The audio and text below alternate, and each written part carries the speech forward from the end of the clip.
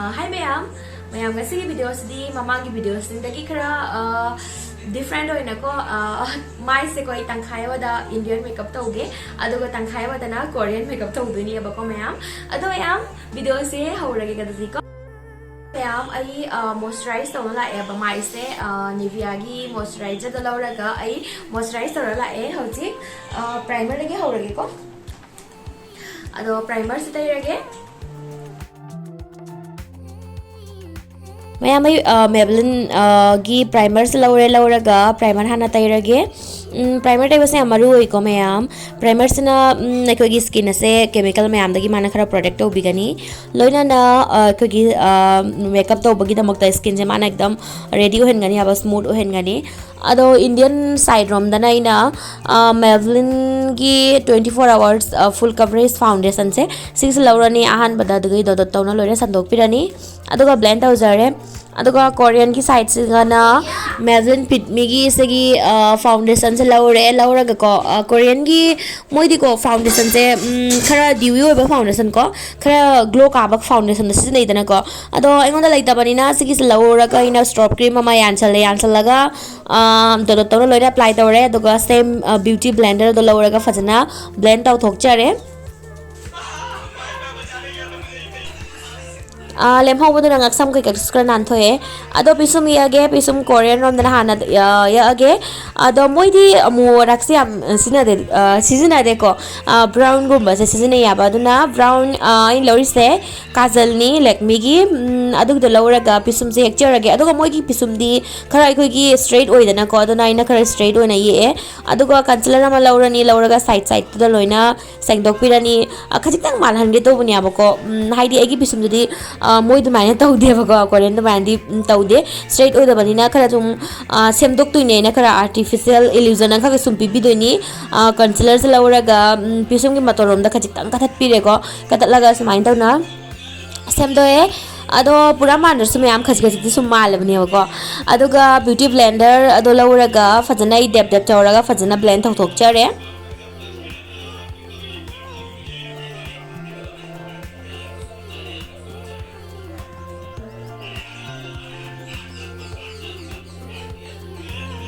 ado mayam artificial ni na ko concealer tai gi bodo pisum duga ko khala sum haidi concealer na pisum gi maton kakhat paniya ba ko aina ado khala sum kokle aduna aina am ko sona concealer tai raga fajan tawna set taw jakre loose powder ma lauraga Indian rom da tawrasi amuk Indian rom da pisum se brown on the black brown na madi black ani se mix taw salaga smain tawna ye e nagi pisum gi lariba shapes da sumne e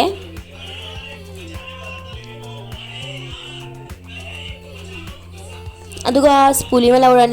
lauraga fajana hatok charani mayam Korean gi pisum gi ekpa duga so spoolie na hatok chagi bani ko adugi do mayam e hayudre ado same concealer do lauraga matai sim du ko loina taibiram bani aduga mit makha smain tawna dark circle level from sing aduga loina khara highlight pinning ba jaga sing do loina concealer se apply tawrani aduga brush ma laurani sandok pirani ahan bada aduga beauty blender do lauraga phajana blend tak thokcharani blend down lore hozik loose powder ma lauraga loina set tawrani under eye area loina mas loina bathung na ba aduga brush ma lauraga nan thokchare ado eye makeup tawrasi ko Korean rom da hana tawrasi Korean gi mogi eye makeup ti mayam na sigumba ko orange peachy adumba color yam sinai dana ko aduna khara orange color hai ga mayam si color se lauraga I ahan beda sumaina eyelid sida loina thungna bataire aduga fajanna blend taw thokchare brush ma lauraga aduga mit makha de same tairaga sum blend tawre mayam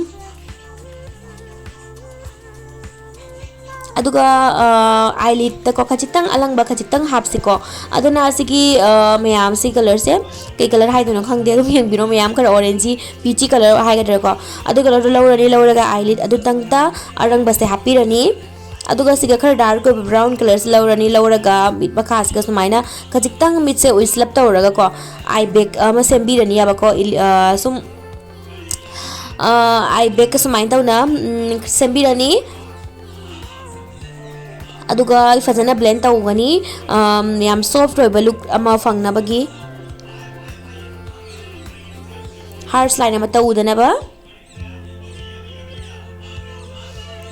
aduga mayam hojiki aibek same kido ko mu khara ina color do loina fade oi gra ina ko amuka so hana tayre aduga amuka so hana fazana blend taw tok chare ado aibek sen ki bagi manung do adu da ko arang ba sigi glitter se sis lawrani lawraga khach khach happy gani mayam yam na henjana di hap tabako yam chunky glitter oi da bako yamna langhat pa koi glitter roraga di engmo tamda yam langa su phajadena ko aduna si glitter se yam chunky hoide yam soft roi ba magi glitter se ko oyaba ko aduna si se happy aduga meat mathaki eyelid aduda su ko khachikang happy ramme ado Indian rom da muk tawre si Indian gi da maktaina sigi burgundy color se sigi lawrani lawraga an bidas mind on tairani crease line gi manung phawba aduga ahana tai ki beduga khachitang pathaba color second color se lawrani lawraga crease line du da fajana tairaga blend taw thokcharani harsh line am tawudana ba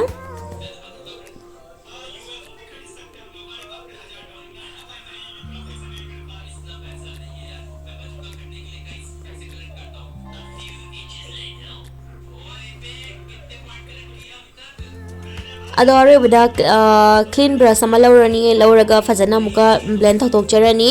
harsh line ama tawudana ba yam soft ba look ama fangna ba mitkha da kajal black kajal ama lawraga mitkha se fajana ani aduga brush ama lawraga fajana muka smudge tawrani smudge usne me yam mit se eng podam da yam law thok malali kajal tang da eksalaga tham da bida na smudge tawbiu mit se eng podam da taraw na fajahan bani aduga khoi gi kajal adu sumana long lasting ohen gani adugi matung ko mit mathakta transition tai kiba color do dugi do lawrani lawraga mit kha da same tairani aduga fajana blend taw thokcharani brush to lawrani lawraga pack tawna thamba powder sing do loina clean taw thokcharani Korean rom da muga lai amuk eyeliner se yam pa da tawnai ko gi pa gi pakhong se ga pra ko taina tawna yani aduga khajitang sumaina matol nom da ko sumaina tawna khara straight oina yam wing oi da ko sumaina tawna chingbiramani aduga Indian rom da na sumaina yam na wing liner oina yani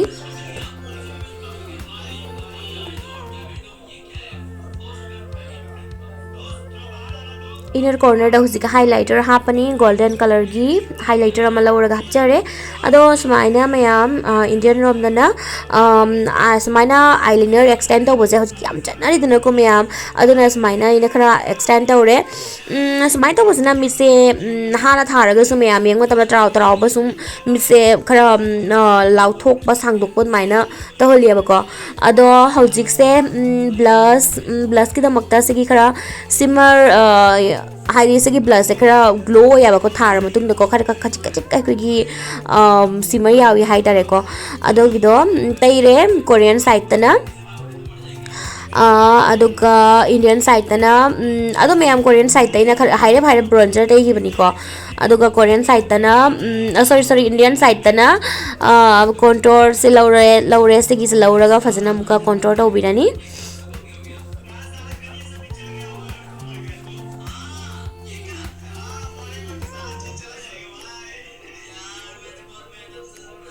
aduga contour to bodogi hek taina na loose powder lawraga nan thokcharame ko aduga hojik blush amuk phajana tairani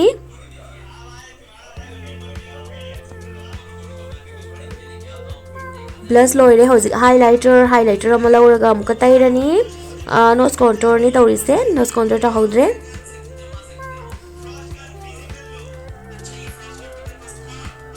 aduga mayam sida ko khajitang aina eyeliner yakmo tamda ko khajitang taisan greba ko adugi doni mayam aina se mamna lai raina ko concealer ma lawraga smaina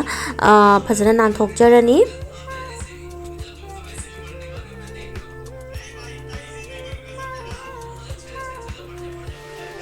ado ai makeup se loraktore mayam hojik Korean side rom so highlighter hape aduga lipstick ki da makta sumain tawna concealer ama lauraga ahanbada jinman gi se sumaina tawna tairam me ado mayam moi di ko lipstick se su khoi gi sumaina to color sam sine idana ko peachy oiba sumaina orange sumaina color se ado na ina se color se taijabani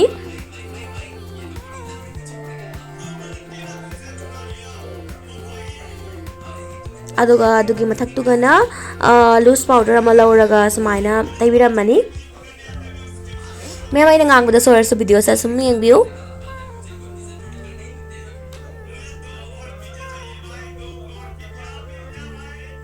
अदो Indian रोम दना red lipstick Indian के high road में आम red lipstick से क्या high तई नहीं देना कोई आमना अदो ना रेड होने थम्बनी रेड लिपस्टिक से तई रनी अदो में आम की मेकअप से लोग तो रे अदो लिप लाइनर दो ये होल रे बको अदो ना इस मायने बाउंडरी से लिप लाइनर हम लोग एक चरे हुजिक पा हापस को कोरियन की साइड से कना पा से हम पा बको पा अमा लौरगा हापचरे हम नेचुरल ओइबा पा अमा अदुगा इंडियन रोम दना खचितंग यामसु हेवी नत्तबको मीडियम ओइबा पा अमा लौरगा हापचरे अदुगा रोइबगी ओइना मस्कारा अमा लौरगा तैजरे लोरे में याम मेकअप से हौजिक सेटिंग स्प्रे अमा लौरगा चाइरनी अदुगा से सुम लोरनी ngasi मेकअप से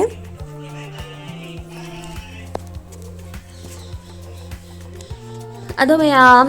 Sunny ma'am ngasi makeup look से अदो